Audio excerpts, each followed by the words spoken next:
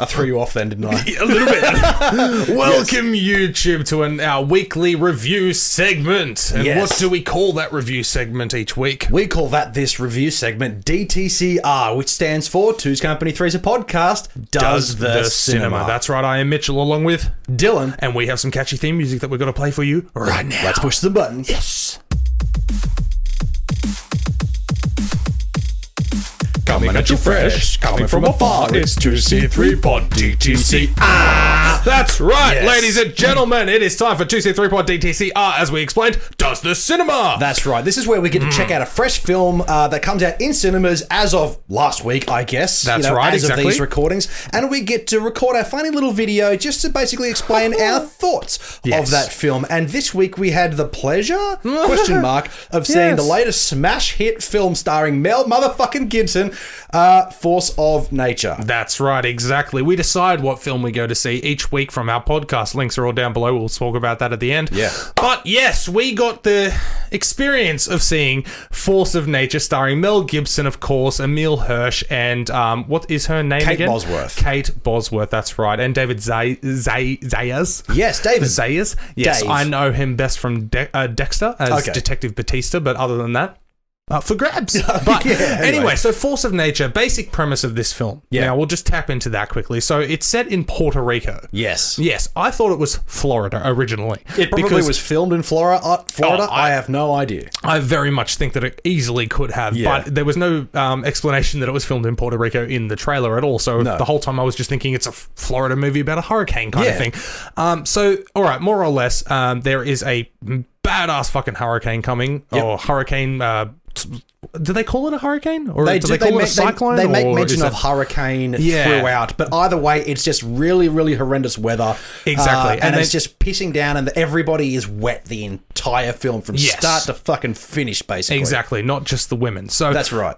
Basically, they've got to evacuate everybody, and Emile Hirsch plays a police officer along with his partner. I'm not sure what her name was. Very forgettable. Yep. And they go to evacuate a building, and then you have Mel Gibson in there with his daughter Kate Bosworth, and they don't want to leave. No, that's right. And simple as that. And David Zayas plays a bad guy who's come to collect some art from the building. That That's does not belong correct. to him because he's a naughty man. That's right. I think the Yes. film does a very good job, if it does any good job at anything, is setting the kind of villains that we have in this film. That they're very yeah. ruthless. They're very like the big boss. What's his name? David Zayas. Yes, McGee, Yes. Mr. McGee. He doesn't. He's a very cold-blooded killer, but towards Yes. the end, he shows a little bit of humanity. But it's very strange how it tries to balance that out. But before we get into the meat of the review, I want to know where that humanity was. well, towards the end, when they finally get the actual art, I don't care about spoiling this film. No, fuck, yeah, we're going to spoil the shit out of this one. Well, actually, I'm going to struggle with that because the reason is this film is so forgettable. There is nothing to spoil, really. Before we get into the meat of this Yeah. review, I just want to say the film follows a police officer who's a terrible person who enters a building full of terrible people doing terrible things and being Yeah. very bad at what they do. Yep. That's this film. Some Yeah. dude owns a fucking what I thought was a bear, where I was waiting for that to be used in Yeah. the plot later on, and I didn't think it was coming back around. Oh, no. But towards the end, it was very predictable as to what that was going to be and how that was going to play out. Yeah. So it didn't really leave much to the The imagination. fucking second that guy said, I trained it to attack cops, I went, okay. That's what I thought. That's coming. Does he have a tiger? Does he have a lion? Does he own a bear? Or is it? Or I was thinking, well, hold on a minute. Yeah. This movie could literally go any direction. Is Yeah. there like a person in there? Yeah, exactly, Who's yeah. completely whacked out of their mind, and he has to lock them up anyway. My sister, she was born a little bit, so I Anyway, locked her yeah. in a closet and told her to kill cops. That's right. This film follows Yeah. a story of like 3 different subplots, all within the Yeah. same building, following the characters who don't. There's no chemistry between each of the characters. They No. try and force this sexual tension Oh my God. between Emile Hirsch and Kate Bosworth, which I didn't mind that element because obviously he's down in the dumps and kind of yeah. brings him out a little bit. Yeah. But I don't buy into the fact that at the very end they all become like best buds. Yeah, no, that was weird. complete bullshit, especially considering, big spoiler alert here, Mel Gibson is like the face of the poster. He dies halfway. He doesn't like. All right, let's talk about that for a moment. I Yeah, think Mel Gibson could have been great in this film if he either played Emile Hirsch's character or he wasn't like a crippled decrepit man, and he lasted the entire time. And he revealed himself to be this tough badass cop that was protecting something. Yes. You know, and then he just kicked into gear. But he was mere a side character. I love Mel Gibson. He's one of those actors where he just seems like he's having fun in every film, even though he may be having it like he's only in it for like 5 minutes. So you enjoyed this? No. Okay, good. I enjoyed seeing Mel Gibson on the big screen playing some crazy character which obviously he doesn't give a shit about. Oh, fuck no. That's what I enjoyed about this film, but that's all I enjoyed about this film. No, I 100%, because I really... Yep. And also some of the fight sequences were pretty rad. Outside of that, yeah, that's about it. Dude, this was the first time in a long time I've been to the cinema, and I was bored out of my fucking mind. Oh, man, yeah, this film is boring. Nothing hooked me whatsoever, and seeing Mel Gibson play... Okay, so Mel Gibson's still in relatively good shape. Yeah. But seeing him play a guy who's, can you get my pills? Yeah, that's what I mean. It was off-putting. Whereas when it was Russell Crowe in Unhinged, no, I'm just saying, that fit the body and the type of person he was portraying. I would have preferred... And he wasn't like a cripple. Mel Gibson was playing a dude who literally, I need pills or I'm going to drop dead right now. Let's swap those roles. Yes. Let's put Russell Crowe in this, and it would have worked really well. Exactly. We put Mel Gibson in the Russell Crowe role. Would have been Mel Gibson in Unhinged, take it to another level. I see Mel Gibson as a much more menacing actor. Yes. I agree with that. You know, even he could have even played the villain, because I will always vouch for Mel Gibson being the villain in Expendables 3. Yeah. Although that's the weakest film of that series, he was great in it, and it looked like he had fun, and he was jacked at the time, dude. Oh, of course he was. But Force of Nature comes back around. I will say probably one of my favourite moments as well in this. Before we've talked enough shit about this. Almost all of it. That's right. We talk enough shit about this film, but I will say the dog at the start. Yeah, that was adorable. Oh, yeah, no, that was adorable, but at the same time, okay, so you're a detective, you're hooking up together, but you're also partners on the force. And Why working. the fuck, and working. Why the fuck did you bring the dog in the car if you, are detectives going to investigate murders and stuff, but also going to fuck in the car? Yeah. Why did you bring the dog? Not only that, too. Stop, leave it. He's driving if I remember correctly, a Mustang. I believe it was a Mustang, as they get the call and they leave to go to the scene of the crime, they just tear off. He fucking does this huge, drift out, and the dog isn't strapped in. Exactly. That dog is turned to paste. Yeah, exactly. It would have been amazing if they, when he did that drift, they added in a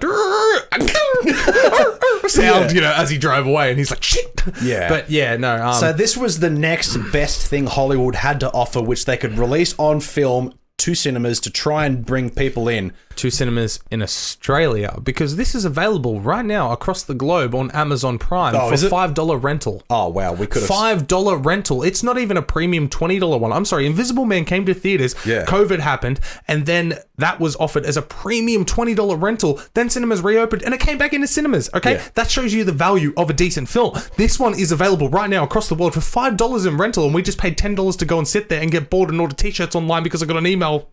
Okay. I got really fucking bored. Yeah. It was so bad. During the screening of this, I found out just before the movie started that our good friend Tyler Gunn was sitting two rows behind me. Absolutely. And I saw him in the bathrooms afterward as we were leaving, and he said, "Well, I asked him, so what do you think?" And I won't say this verbatim, because I believe he said it to me as well. But yes, he said, "I can't believe I paid $20 to watch a video at home rental or something along those lines." Yeah, I believe I sent him a message and said, "Whoa, Force of Nature, piece of shit, hey," and he's like, as I said to Dylan, I can't believe I paid $20 to see a DVD on the big screen. That's right. Exactly. That's what he said. No, that's the perfect way to summarize this, because, man, don't.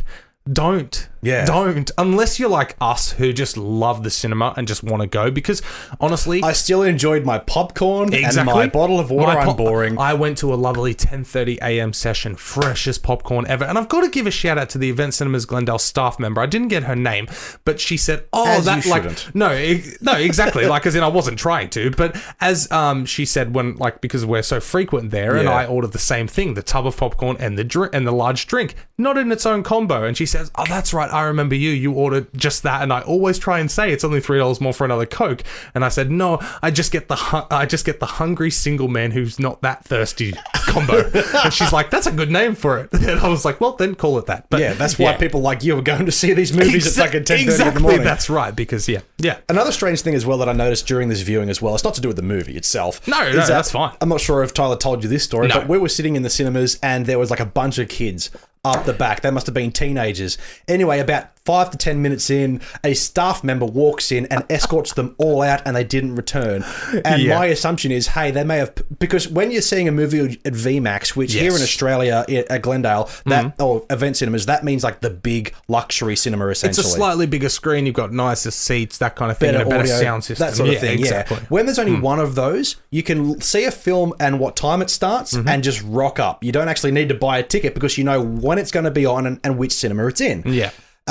It's pretty easy to tell if they sold 3 tickets and there's 12 people in there. That's exactly right. No. So Tyler didn't tell me that's that. That's a bit fucking obvious, but kids. The fact that you guys were going back and forth in like our personal group chat together, the 3 of us, I was enjoying the shit out of that as I read back through there, and I'm like, oh my god, that's amazing. They all got booted. That's so good. Yeah. But lucky them. Lucky them. They got to. Yeah.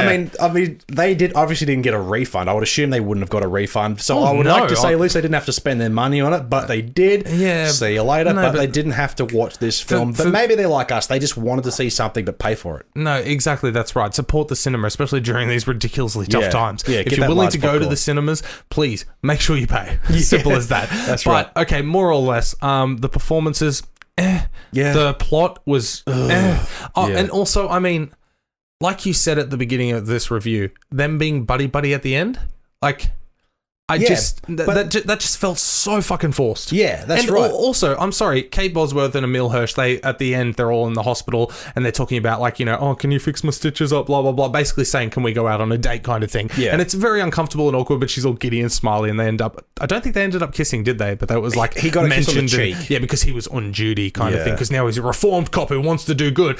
But can we just acknowledge the fact that her fucking dad died like a few days earlier, and she's all like, yes, I can remove stitches. Like, fuck off. I'm pretty sure she would be in mourning and not at fucking work. Yeah, and not only that, the guy who's in the hospital that they're visiting, who's an integral part of this plot, they're also buds and they go to visit each other, and he left like a really expensive piece of artwork for him to sell and make $1 million off. Yeah. A lot of moments throughout this film are very unbelievable, and that's the problem with this film. It's just not believable. For a film that's set around the average Joe people, essentially, going through a very sort of relatively normal situation apart from the fact that there's gangsters hunting down priceless artifacts. Everything else about this film is unrealistic, and there's a reason why it's got like I think it's 20% on Rotten Tomatoes. It's got a 4.4 on IMDb, which is generous. Generous. Fucking generous. But 29 on Metacritic, and I can't see the Rotten Tomatoes one. But according to incredibly accurate source Wikipedia, it's got a budget of $23 million, so relatively modest for like a kind of schlocky film. For a straight-to-DVD? Yeah. Oh my god, it should be 2.3 million. And it looked like 2.3 million. Nothing outstanding. Box office so far, 149,000. Yeah, IMDb hasn't updated. 263. That's probably after the huge taking from Australian cinemas this weekend. The 4 people that saw it. God, me, you, Tyler Gunn, and one teenager who brought 11 friends. Yeah, that's right. Oh, but seriously, honestly, there's better old classics at the cinemas in Australia at the moment than this. Okay, that's right. Like you said, it's a nice treat to see Mel Gibson on the big screen, but not in this scenario. This was not worth sitting through to see him in half a movie and then die very old and painfully. That's right. This is very much a paycheck for him. But anyway, if you're planning an upcoming trip to the cinemas and you're not sure what to see, make sure you check out our podcast, our Friday episode. Absolutely. Friday episode. Friday episodes. We always review what movies are coming out to the cinemas near you. Check your local guidances. I stole your reference. Links are all down below. Make sure you hit us up on all of those podcast platforms. Where are those platforms? Absolutely. They are everywhere. Just search 2C3 Pod. But of course, we have our cliche slogan, Podbean, Spotify, Apple Podcasts, and of course, YouTube, Big Summer Blower. Thank you for watching this video. My name is Dylan, and as always with my co-host Mitchell, and do not forget, we are Two's Company, and you are the podcast. Thanks for tuning into that video by Two's Company Freezer Podcast. Don't be sad though, there's plenty more where that came from. Another cheeky video right there. Maybe even hit that subscribe button and ring that bell. Or if you don't like our faces, check us out on Podbean, Spotify, Apple Podcasts, or YouTube.